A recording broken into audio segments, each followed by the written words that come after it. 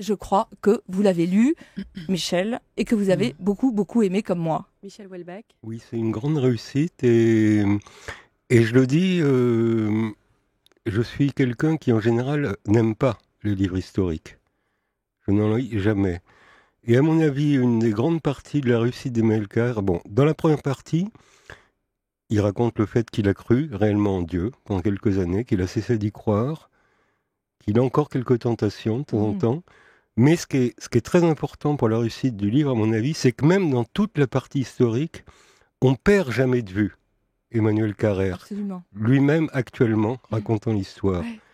Ce qui fait que tout lecteur, en fait, est interrogé sur son propre rapport au christianisme.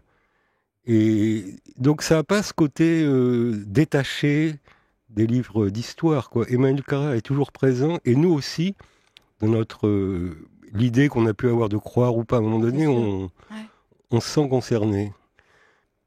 Bon, j'ai adoré, hein, je l'ai lu quand même 2 fois, alors que c'est un livre assez gros. Moi, je l'ai lu 2 fois aussi. 650 Ça m'a existe à mis plusieurs lectures. dans un drôle d'état, parce qu'en même temps, je me rendais compte, par contre, j'aimais pas du tout le Christ, quoi. Il m'était très antipathique. Et que, par ailleurs, j'aimais toujours pas Nietzsche.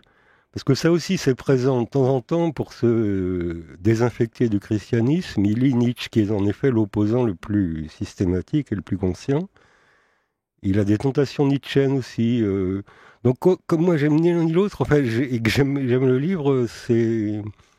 Ouais, quand même un livre qui a de grosses qualités.